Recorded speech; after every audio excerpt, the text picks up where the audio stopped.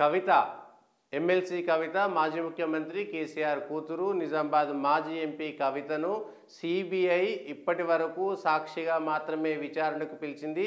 కానీ ఇప్పుడు ఆమెను నిందితురాలుగా చేర్చి 41A సిఆర్పిసి ఇచ్చినట్టుగా తెలుస్తున్నది. ఇది వార్త. దీనిపైన ఇప్పటికీ బీఆర్ఎస్ నుంచి ఎక్కడ కూడా ఒక మ్యాటర్ రాలేదు, ఎక్కడి నుంచి ఎవరు ఏమీ మాట్లాడట్లేదు. ఇది నిందితురాలుగా కవిత ఢిల్లీ మద్యం కేసులో ఇప్పటిదాకా ఆమెను సాక్షిగా పరిగణించిన సిబిఐ అప్రూవర్ రాఘవరెడ్డి ఇచ్చినటువంటి సమాచారంతో నిందితురాలుగా మార్పు.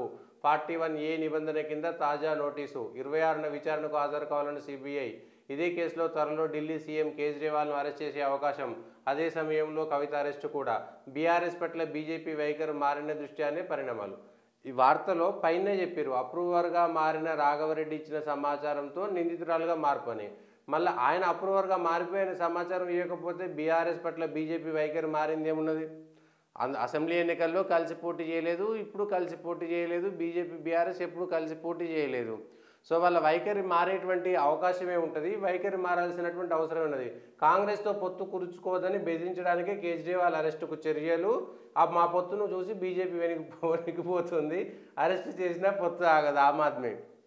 ఈ పెద్ద మనిషి అరవింద్ కేజ్రీవాల్ గారు ఎన్నికలకు ముందు, అంటే వాళ్ళ ఆమ్ ఆద్మీ పార్టీ పెట్టక ముందు ఢిల్లీలో ఉద్యమం జరుగుతుంది, లోక్పాల్ ఉద్యమం జరుగుతున్న సందర్భంలో అన్నా హజారే వీళ్ళందరూ, కిరణ్ బేడి, కుమార్ విశ్వాస్ వీళ్ళందరూ కూర్చున్నప్పుడు సోనియా గాంధీని కాంగ్రెస్ పార్టీని గొటాలే అని చెప్పేసి నానా తిట్లు తిట్టి ఈ దేశం సర్వనాశనం కావడానికి వాళ్ళే కారణము, వాళ్ళంతా ఒకటైపోతున్నారు, అవినీతి చేసిన వాళ్ళంతా ఒకటవుతున్నారు, అవినీతికారులంతా ఒక కూటమిగా ఏర్పాటవుతున్నారు అనేటువంటిది అరవింద్ కేజ్రీవాల్ గతంలో చెప్పారు. ఏది ఆమ్ ఆద్మీ పార్టీ అధికారంలో రాకముందు. మళ్ళీ ఇదే అరవింద్ కేజ్రీవాల్ గారు, నేను ఉద్యమం మాత్రమే చేస్తా, నాకు పదవుల మీద ఎటువంటి ఆశ లేదు, అసలు పార్టీకి స్థాపిస్తే నాకు పార్టీకి సంబంధం ఉండదని సేమ్ కేసీఆర్ డైలాగ్స్ ఉంటాయి చూసిరా. నేను కాపాల కుక్కలాగుంటా తెలంగాణకు, నేను ముఖ్యమంత్రి పదవి తీసుకోనని కేసీఆర్ గారు చెప్పినట్టుగానే సేమ్ డైలాగు అరవింద్ కేజ్రీవాల్ గారు మీడియా ముఖంగా చెప్పారు. పోనీ ఏదో సాటుకు మాటుకు చెప్పిన మాట కాదు, కానీ మాట మార్చి ముఖ్యమంత్రి అయిపోయి 3 సార్లు ముఖ్యమంత్రి అయిపోయి నేను రెనాల్డ్స్ పెన్నే పెట్టుకుంటా, వ్యాగనార్ కారే తోలుతా, చిన్న కారు పెద్ద కారు మఫ్లర్ అని చెప్పేసి అనేకమైనటువంటి పొలిటికల్ స్టంట్స్ చేశారనేటువంటిది చాలా స్పష్టం. ఆ తర్వాత అవినీతి విషయంలో వాళ్ళ మంత్రులు జైల్లో ఉన్నారు. వాళ్ళ మంత్రులు సిసోడియా లాంటి వాళ్ళు ఇప్పటికీ జైల్లో ఉన్నారు. లిక్కర్ కేసులో స్వయంగా అరవింద్ కేజ్రీవాల్ పిఏ కూడా దీనికి సంబంధించినటువంటి విషయం చెప్పారు. కవిత పిఏ కూడా దీనికి సంబంధించినటువంటి విషయంలో విచారణ చేస్తే వాళ్ళకి ఈ విషయంలో లావాదేవీలు జరిగినాయి అనేటువంటివి ఒప్పుకున్నారు.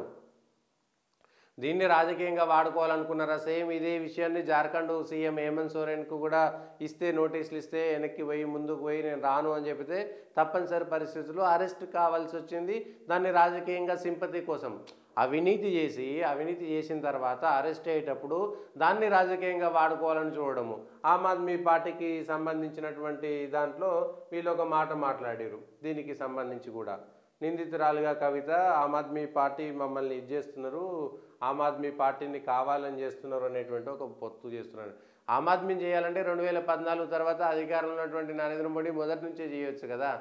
మీరు అవినీతి చేసిరు కాబట్టి, మీ ప్రభుత్వం అవినీతిలో కూరుకుపోయింది కాబట్టి చేయాల్సినటువంటి పరిస్థితి వచ్చిందనేటువంటిది అర్థం చేసుకోవాలి. ప్లస్ ఆమ్ ఆద్మీ పార్టీకి సంబంధించి కాంగ్రెస్ను విమర్శించి, కాంగ్రెస్ మొత్తం అవినీతికరమైనటువంటి పార్టీ, అది కుటుంబ పార్టీ అని విమర్శించి యూపీఏ మొత్తం అవినీతి పరుల కూటమైనటువంటి మాట్లాడినటువంటి అరవింద్ కేజ్రీవాల్ ఇవాళ తప్పనిసరి పరిస్థితుల్లో ఆమ్ ఆద్మీ పార్టీ 3 సీట్లో 4 సీట్లో ఢిల్లీలో కాంగ్రెస్కు ఇవ్వాల్సినటువంటి ఒక పరిస్థితి వచ్చింది. ఎందుకంటే ఆమ్ ఆద్మీ ఢిల్లీలో అధికారంలో ఉన్నా కూడా ఎప్పుడు ఎంపీ సీట్లు గెలిచేటువంటి పరిస్థితి కనబడతలేదు. కాబట్టి పోతే పోయిందే 4 సీట్లు కాంగ్రెస్కి ఇద్దామనేటువంటి ప్రయత్నం చేస్తున్నారు తప్పితే ఇందులో ఇంకొక మాట లేదు అనేటువంటిది స్పష్టంగా అర్థమవుతున్నది దీనికి సంబంధించినటువంటి అంశము.